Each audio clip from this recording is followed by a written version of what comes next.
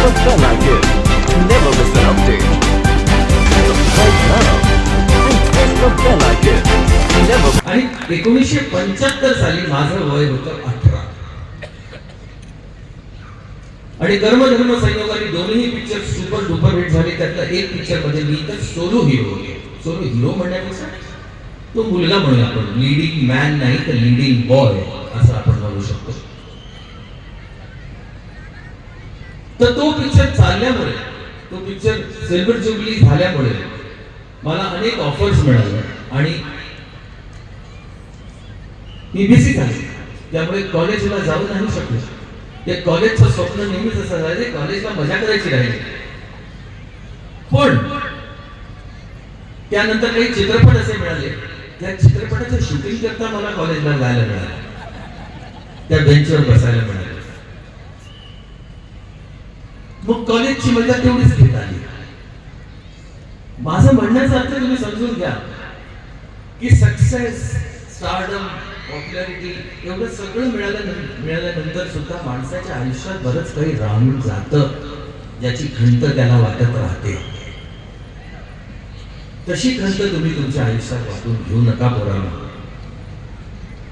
ज्या वयाला जे योग्य आहे ते त्या वयातच केलं पाहिजे. जे तुम्ही करा आणि खूप मोठे व्हा आणि तुमच्या या शाळेचं नाव खूप मोठं करा. आज या शाळेने सेंचुरी मारली असली तरी या सेंचुरीमध्ये अनेक बॅट्स आहेत. अनेक बॅट्स मी खेळल्यामुळे ही सेंचुरी झाली. त्यातली एक बॅट म्हणजे इथे बसलेली आहे, त्याचं नाव आहे श्री अविनाश पोद्दार.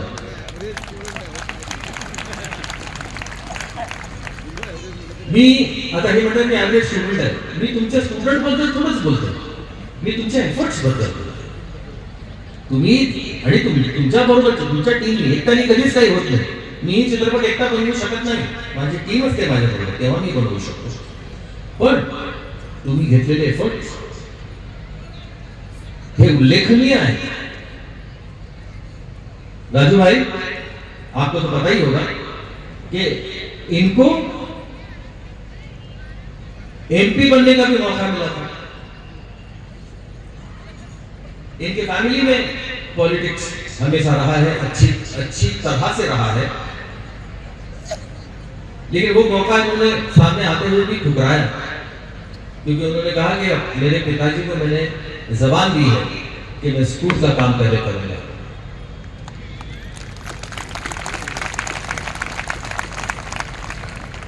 और उन्होंने नाम तो दिया. बहुत बड़ी बात है, ये छोटी बात नहीं है. तो अविनाश जी और उन जैसे अनेक जो स्कूल के लिए कार्यरत रहे हैं, स्कूल के लिए जिन्होंने सेल्फलेसली एफर्ट्स दिए हैं, उनकी वजह से आज ये सेंचुरी हुई है. और वैसा ही बच्चों इनके जैसा, इन सब के जैसा आप सबको बनना है. You have to pay it forward by taking their place, not only the chair but the emotion behind it. वो जज्बा जो लेके ये चल रहे हैं, उसी जज्बे को आपको आगे लेके जाना है, आगे बढ़ाना है. तो मैं सिर्फ बच्चों से ये पूछता हूं, क्या आप ये जज्बा आगे लेके जाएंगे? आवाज नहीं आई मुझे, अभी भी नहीं आ रही आवाज. ये चाहता हूं मैं कि ये आवाज 100 गुना बढ़ती जाए साल भर साल. और मुझे यकीन है की ही आवाज बढ़ेगी. मला आत्मविश्वास आहे की हा आवाज वाढणार आणि वाढत जाणार. आणि जसं राजूभाई म्हणाले की या शाळेची अजून एकदा 100वी भावली या 100 वर्षानंतर, अशी मी ईश्वर चरणी प्रार्थना करतो. आणि माझ्याहून जे लहान आहेत, जे लहान मुलं आहेत, त्या सर्वांना शुभ आशीर्वाद देतो आणि तुम्हा सर्वांना शुभेच्छा देतो. मला इथं प्रमुख पाहुणा म्हणून बोलवल्याबद्दल मी BK मॉडेल हायस्कूलचा अविनाशजींचा आणि त्यांच्या सहकार्यांचा आभारी आहे.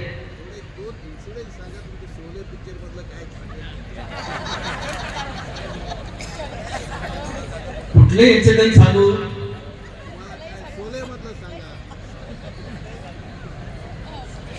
शोले मधला एकच सीन मी तुम्हाला सांगू इच्छितो. आता तो पुन्हा रिलीज झाले, जे कट केलेले सीन होते ते पण त्याच्यात घातलेले आहेत आता. आणि ओरिजिनल जो सीन एंड होता, जो बदलला गेला होता सेन्सरमुळे, तो आता परत घातलाय. पूर्वी क्लायमॅक्स जो होता तो वेगळा होता. तो क्लायमॅक्स ऐसा था कि ठाकुर अल्टिमेटली गब्बर को मार डाला. तुमच्यामध्ये किती लोकांनी शोले बघितले? अरे बापरे, एवढ्या लोकांनी बघितले. तो वो गब्बर को एंड में ठाकुर मार देता है. तो सेंसर वाले ने बोला कि नहीं, ये नहीं चलेगा. बोले क्यों नहीं चलेगा? बदला लेना था. उसने तो वीरू को और जय को दोनों को बोला था कि गब्बर मुझे जिंदा चाहिए, क्योंकि उसको खुद को उसको मारना था. बोले नहीं नहीं, वो ठाकुर पुलिस वाला रह चुका है. तो बोले वो पुलिस वाला रह चुका है, इसलिए वो कानून अपने हाथ में नहीं ले सकते. अरे ठाकुर कानून कैसे हाथ में लेगा? उसके तो हाथ ही नहीं है. और कानून में कहीं ऐसा लिखा नहीं कि कानून आप पैर में नहीं ले सकते. नहीं सर, नहीं मानते. रमेश जी, मतलब रमेश सिप्पी साहब हमारे डायरेक्टर, बहुत गुस्सा होता. बोले ये क्या है? बोले क्या करें? बोले पुलिस को लेके आइए एंड में, और वो पुलिस गब्बर को पकड़ के ले गए. रमेश जी बोले हर दूसरी फिल्म में पुलिस आती है क्लाइमेक्स में और विलन को लेके जाते हैं. मेरी फिल्म भड़क कैसे होती है? भड़क गए. तो नहीं मानूंगा मैं. तो हम लोग ने सबने कहा कि रमेश जी देखिए, पिक्चर रिलीज है 15 अगस्त को, वक्त कम है, मान लीजिए, दूसरा कोई रास्ता नहीं. तो कैसे भी वो मान गए और अल्टीमेटली वो क्लाइमेक्स पे रीशूट हुआ. फिर बेंगलोर जाके वो वाला पोर्शन शूट किया गया और वो फिर फिल्म में डाल के सेंसर को दिखाया. तो सेंसर ने बोला हाँ अब ये ठीक है. तब जाके वो फिल्म रिलीज हुई. और आज 50 साल के बाद वो क्लाइमेक्स को सेंसर ने उठा के बाहर रखा था, वो क्लाइमेक्स आज पब्लिकली लोगों को देखने के लिए मौजूद है. तो जिन्होंने वो क्लाइमेक्स नहीं देखा है और देखना चाहते हैं, वो जरूर थिएटर में जाके क्लाइमेक्स देखें. इस फिल्म का एक ही ऐसा सीन था जो मेरा पहला सीन था, जो शूटिंग जिसकी हुई, और वो सीन था कि मेरी डेड बॉडी जो है वो गांव में आ रही है घोड़े पर डाल के हुए. तो मैं बड़ा एक्साइटेड था कि मेरा पहला शॉट इस फिल्म का होने वाला है. तो मैं रेडी हो गया. घोड़ा कहाँ है? वहां घोड़ा है. वो बोला शॉट लग रहा था. तो मैंने कहा रमेश जी मैं जाऊं घोड़े पर? नहीं नहीं तुम मत जाओ, तुम बैठो इधर. मुझे बिठाया गया, मैं बैठ गया. तो मेरे जैसे कपड़े पहन के मेरे ही डेट डाल का एक लड़का वहां आया. तो वो फाइटर्स एसोसिएशन का वो लड़का. मैंने रमेश जी से पूछा ये कौन है? तो रमेश जी ने बोला ये तुम्हारे डुप्लीकेट. मेरा डुप्लीकेट? क्यों? तो घोड़े पे से चलने वाले जो शॉट्स है ना, इसमें तुम्हारी शक्ल में तो नजर नहीं आ रही, वो ये देखो, तुम नहीं दोगे. क्यों रमेश जी, मैं दे सकता हूँ शॉट. ये 16 साल का था, मेरा 16 ईयर्स हो. तो रमेश जी ने मुझे बोला सचिन देखो, तुम एक्टर हो, तुम पिछले 12 सालों से इस इंडस्ट्री में काम कर रहे हो, तो ये वाले शॉट तुम नहीं दे दोगे, डुप्लीकेट देगा. अच्छा. तो सडनली अपने आप को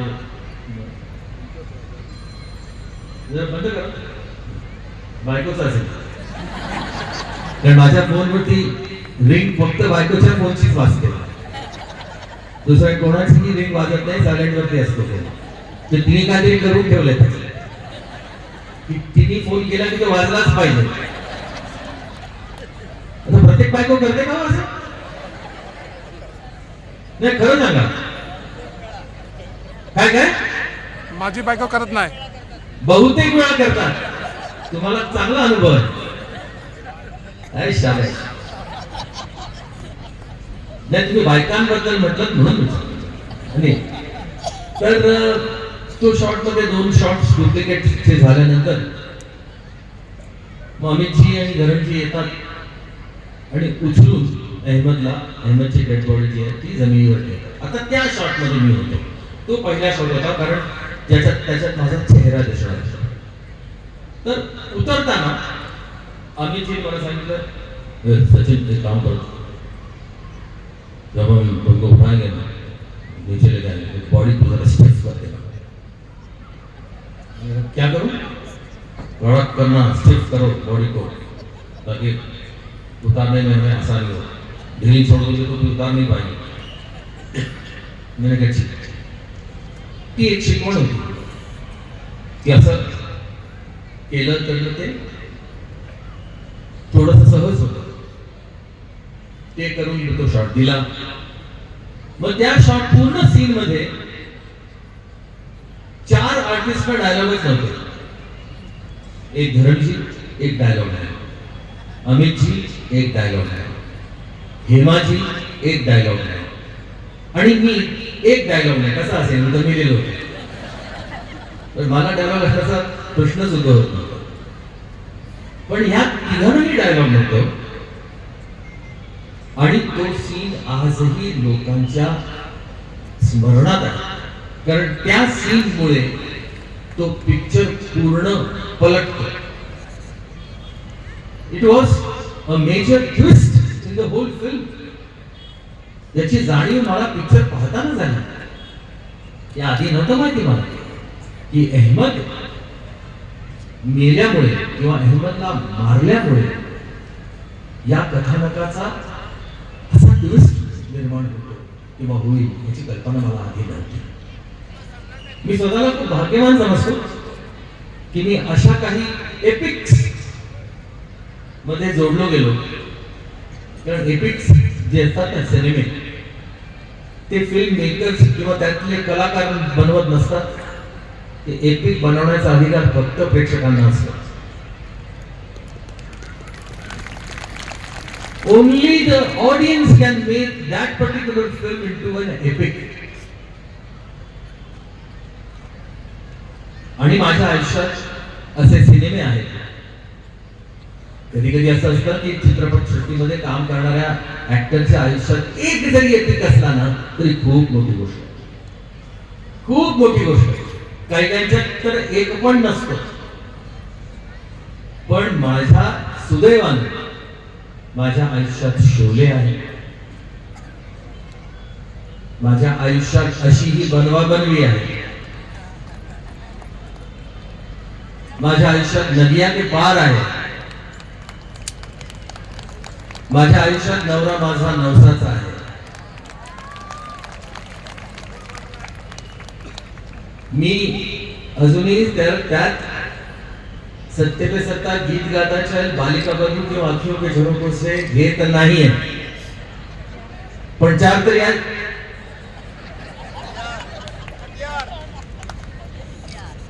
आणि हे पॉझिटिव्ह कॅरेक्टर्स म्हणून झाले ज्याच्यात लोकांना सचिन खूप आवडला. पण एक 5वा अजून एक एपिक सिनेमा आला ज्यात लोकांना मी आवडलो नाही. काही लोकांना तर एक कानाखाली खेचूया असं वाटलं. आणि तो चित्रपट म्हणजे कट्यार काळजात खुश. ज्या चित्रपटाकरता 2016 साली मला बेस्ट ऍक्टरचा फिल्मफेअर पुरस्कार मिळाला.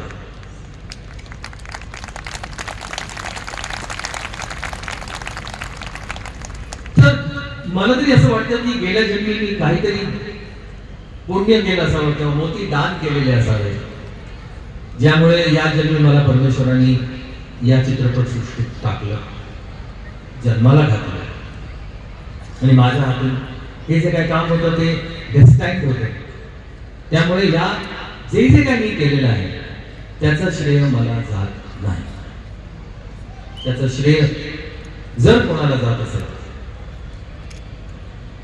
तर मला जन्म दिला म्हणून माझ्या आई वडिलांना जातं.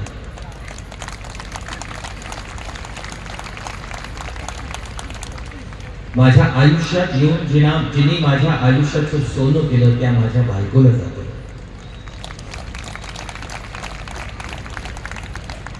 त्याच बायकोने मला एक सुजाण अशी कन्या दिली. त्या माझ्या बायकोला माझ्या या आनंदाचं सुद्धा श्रेय जाते. आणि प्रेक्षक हो, तुम्हाला तर जातच झालं,